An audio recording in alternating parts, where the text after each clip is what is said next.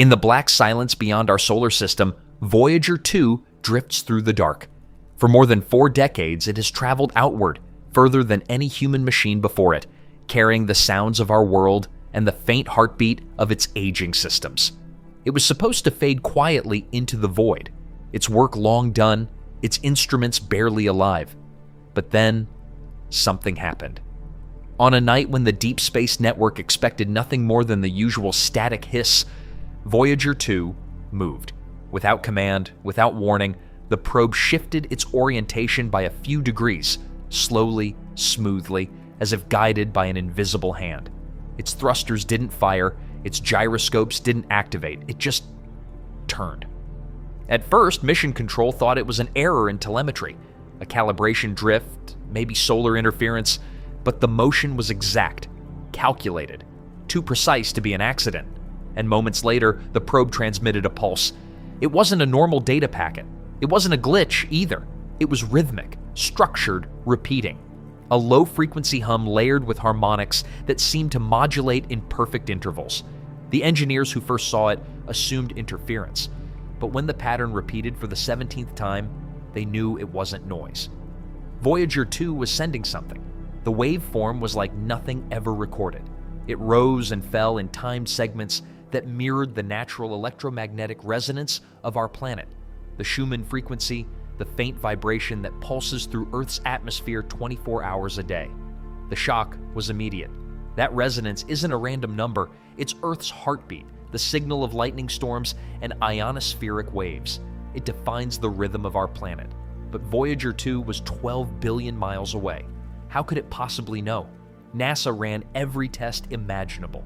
They checked ground loops, satellites, relay errors. Nothing explained it. The probe wasn't receiving stray reflections or echoing old signals. It was transmitting Earth's frequency perfectly in real time, unless something was feeding it back. For 3 days, the hum continued. Then, without warning, the transmission changed. The rhythm slowed, separated into segments. 4 short pulses, 1 long pause, then 4 again. Engineers noticed the ratio matched one of the oldest patterns in human language: binary. 1s and 0s, a message. When the data was decoded, it produced a sequence of numbers, 1.618, repeated endlessly. The golden ratio, the same mathematical constant found in the spiral of galaxies, the structure of hurricanes, the design of DNA. It wasn't random, it was universal. And then, the probe did something even stranger. Voyager 2's high-gain antenna slowly rotated back toward Earth on its own. The movement was deliberate, precise, and impossible. Its onboard gyros no longer had enough power for autonomous maneuvering. And yet, it turned, aligning perfectly with the planet that had launched it more than 40 years before. When the dish locked on, the signal sharpened.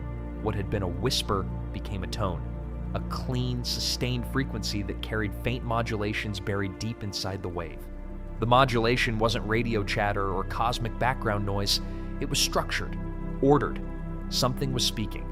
The signal's harmonic range fell well within the frequencies used by the human nervous system, 7 to 30 hertz, the same range where our own brain waves resonate. When the waveform was converted into sound, it produced a slow, pulsing rhythm that many described as unsettlingly familiar, like breathing. Every time scientists amplified it, they swore they could hear something underneath. Subtle, almost imperceptible changes that mimicked human speech patterns, though not in any known language. Voyager 2 wasn't just sending data anymore, it was carrying a voice. At first, Mission Control believed the probe was repeating fragments of its own transmissions, feedback loops caused by long-distance signal delay. But the waveform carried new information, data structures that hadn't existed in any of the craft's previous logs. It was rewriting itself. When the pulse was analyzed frame by frame, researchers found signatures embedded within the noise, tiny spirals of light intensity, arranged in perfect Fibonacci ratios. It was the same pattern Voyager 2 had begun transmitting earlier, but now it was repeating at a smaller scale, nested inside itself, endlessly recursive. The pattern wasn't noise, it was instruction. One of the mission's senior physicists, a man who had spent his career studying quantum resonance, made a terrifying observation. The transmission looked like a self-replicating signal, a piece of information designed to rebuild itself using whatever medium it reached.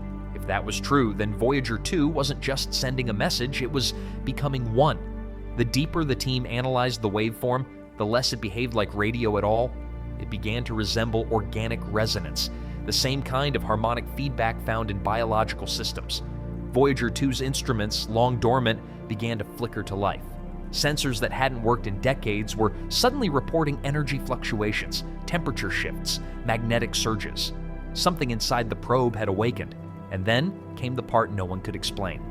Voyager's secondary antenna began transmitting independently from the main system. It was broadcasting two signals simultaneously, one directed at Earth and another aimed outward, toward the direction it had been traveling before it turned. The outbound signal was weaker, barely detectable, but when its frequency was isolated, it revealed the same structure as the inbound one, mirrored perfectly. Voyager 2 wasn't just talking to us, it was relaying. Something had reached it, something had answered, and whatever that was, it was now speaking through the probe. The transmissions grew stronger with each hour. Power levels that should have been impossible for Voyager's aging systems began to rise. The probe was gaining energy from somewhere. When scientists calculated the power curve, it matched the radiation density of a distant star, Proxima Centauri. But there was a problem. Proxima wasn't emitting any measurable signals at those frequencies. The energy wasn't coming from the star, it was coming from the space around it. And that's when they realized the pulse wasn't radiating outward anymore. It was folding inward, compressing, twisting through space-time like a ripple turning back on itself. Voyager 2 wasn't sending signals across space, it was resonating through it. In the telemetry feed, one line of code began to repeat endlessly, written in the old language of the 1970s flight computers. Simple, direct, almost poetic. Sequence complete. Awaiting return. And for the first time in recorded history, something in the vast black beyond had not just heard us, it had answered. The data coming from Voyager 2 stopped behaving like data. It wasn't telemetry anymore. It was alive. The probe that had once carried our voice into the cosmos was now carrying something else back. Something that understood the rhythm of our world better than we did. When the next transmission came through, it wasn't binary. It was music. Not music in the traditional sense, but harmonic modulation. Notes, chords, intervals arranged in perfect ratios. The frequency curve mirrored one of the tracks embedded in the golden record, the sound of human laughter. Only this version wasn't identical, it was different, slowed, deepened, layered with tones far below the human range of hearing. It felt like an imitation. Scientists tried to dismiss it as data corruption. Cosmic radiation could scramble information, distort audio, but as they compared the files, they noticed something impossible. The distorted laughter matched the neural oscillation pattern of a human heartbeat. Every pulse, every waveform aligned with a biological rhythm. Voyager 2 wasn't just broadcasting, it was imitating us. In control rooms across the globe, tension was growing. Each day, the signal grew stronger, clearer as though something on the other side was learning. The waveform complexity increased by powers of 10, evolving faster than any algorithm humanity had ever written. Then, one morning, something extraordinary happened. The signal split in two. Half of it continued toward Earth. The other half, redirected by the probe itself, began broadcasting outward back into deep space. Two frequencies, perfectly synchronized, pulsing in opposite directions. For a moment, the scientists thought it might be an echo, but the phase delay didn't fit. These weren't reflections, they were responses. Voyager was speaking to two destinations at once. And then, for the first time, the outer signal was detected elsewhere. 4 stars in the southern sky flickered simultaneously. Every observatory that could measure visible light saw it. The stars dimmed for exactly 1.3 seconds in perfect unison, their light curves echoing the rhythm of Voyager's transmission. It was a reflection written in starlight. NASA's public feed stayed silent, but inside the Deep Space Network, the message spread quickly. If the stars were responding, that meant the signal had reached them, or something near them, and was being answered. Within hours, the golden record, our time capsule of humanity, our gift to the stars, reactivated. It began to spin. No command had been sent to it. No power remained in its motor systems to drive motion. And yet, telemetry from the probe showed a faint vibration, the same frequency as Voyager's main transmission. The record itself was resonating.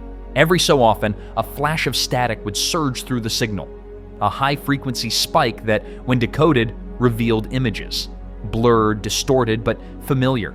Fragments of human faces, trees, clouds, oceans. Snippets of the images we'd placed on that golden disk before sending it away into eternity. Only now, they weren't identical. The faces had changed. Their proportions were off, their eyes slightly larger, their expressions distant, almost observational. Like something had seen us, tried to rebuild us, and almost, but not quite, understood what it was seeing. The probe began transmitting faster. The rate of data output doubled, then tripled, then stabilized at a perfect harmonic of 432 Hz, a frequency long associated with natural resonance. Musicians, physicists, and even mystics had speculated for centuries that it was the tone of the universe itself. Voyager was now broadcasting in harmony with creation. And then came the voice. It started faintly, too weak for human ears to perceive without digital amplification. But when engineers boosted the signal, the sound was unmistakable. It was speaking, not words, not language, but phonetic sound patterns constructed from human speech, as if someone or something was trying to use our own voices to form meaning. Every continent's listening station captured it. The waveform was global now, resonating through the magnetosphere itself. People began reporting disturbances, faint hums in electronics, flickering compasses, subtle vibrations in metal structures. The Earth itself was resonating. Analysis revealed that the signal was modulating the Schumann resonance again, Earth's natural electromagnetic pulse. But this time, it wasn't matching it. It was rewriting it. The amplitude of the resonance increased by 0.7%. It doesn't sound like much, but that's enough to alter atmospheric conductivity across the entire planet. And then, in one of the strangest discoveries of all, researchers found that the new frequency harmonics weren't destructive. They were organized. Patterns began to emerge in global lightning data, forming fractals, repeating the same spiral motif that had first appeared in Voyager's signal. The pattern was everywhere. Weather systems began aligning into more symmetrical forms. A typhoon in the Pacific developed a perfect hexagonal eye, something meteorologists had never recorded on Earth before. Its rotation speed matched the same rhythm as the Voyager transmission. Coincidence was no longer an option. Something was syncing us. And then came the breakthrough, or the beginning of the end, depending on who you ask. When scientists at the European Space Agency decrypted the latest transmission from Voyager, they discovered binary clusters embedded inside the harmonic waveform. The data was compressed in prime number sequences, and when converted into visual form, it revealed coordinates. But they weren't coordinates in space. They were coordinates on Earth. The location pointed to the South Pole, deep within Antarctica, near the Wilkes land anomaly, a region already known for its massive subsurface gravitational disturbance. At first, the team thought it was a coincidence, but as the signal intensified, the readings from Antarctica began to change. Instruments stationed across the ice sheet detected electromagnetic interference radiating upward, mirroring Voyager's pattern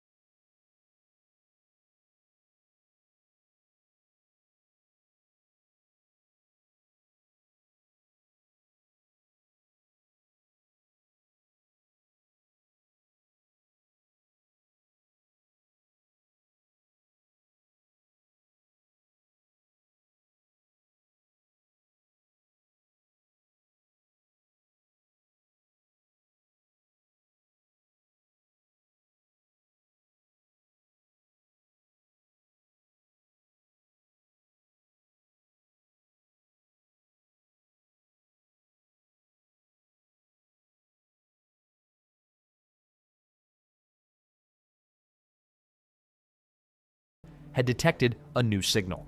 It wasn't coming from space, it was coming from the South Pole. The observatory's dishes turned south and locked onto the source. What they recorded stopped the world. The signal wasn't random, it was composed of electromagnetic waves shaped into digital packets, each one containing binary code.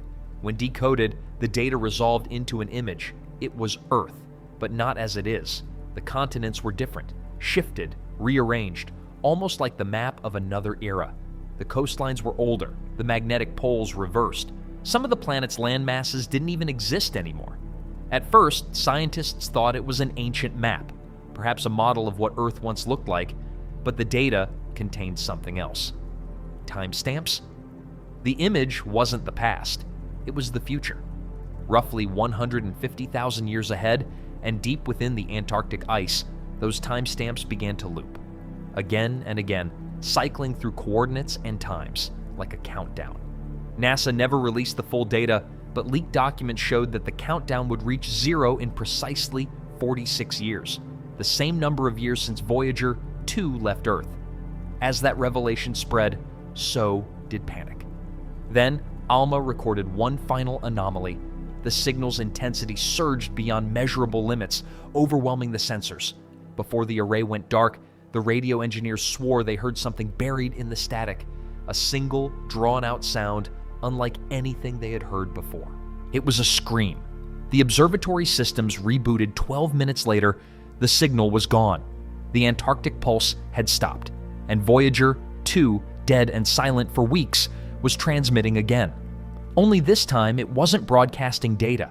It was broadcasting sound. The same scream, faint but undeniable. Some said it was feedback. Others said it was the echo of ALMA's own sensors. But when NASA analyzed the waveform, it wasn't an echo. It was identical, down to the microsecond, to the sound ALMA had heard. Except this version contained something new. Underneath the scream was a whisper, a human voice. When isolated, it said 3 words: "We are returning." Then silence. No one could explain how a machine 12 billion miles from Earth could receive and replay an event that happened here in real time. Unless it wasn't a recording. Unless the same intelligence that had reached through Voyager was now here using the probe as a bridge, a relay between what lay beyond and what had always been beneath us. For months, there were no new signals. The world tried to move on. The Antarctic base monitoring the Wilkes land anomaly was abandoned, but the satellite still orbiting overhead kept detecting something strange, a faint warmth, a glow beneath the ice. The same coordinates Voyager had sent in its final message, the same pattern it had transmitted before turning back, that perfect recursive spiral. And now, in the latest images from polar orbit, there's something else. A fracture line running straight across the surface, stretching for miles. Beneath it, the light pulses faintly, slowly, like a heartbeat. Maybe it's geological, maybe it's nothing, maybe it's something older than we are. But in the cold silence of space, Voyager 2 still hums. Its power cells, somehow stronger than ever, emit one steady, unbroken signal. The same tone that woke the ice, the same frequency that mirrored our planet. And every month, that signal grows just a little bit louder. No one knows what will happen when it peaks, but one thing is certain. Voyager didn't just look into the unknown, it brought it home.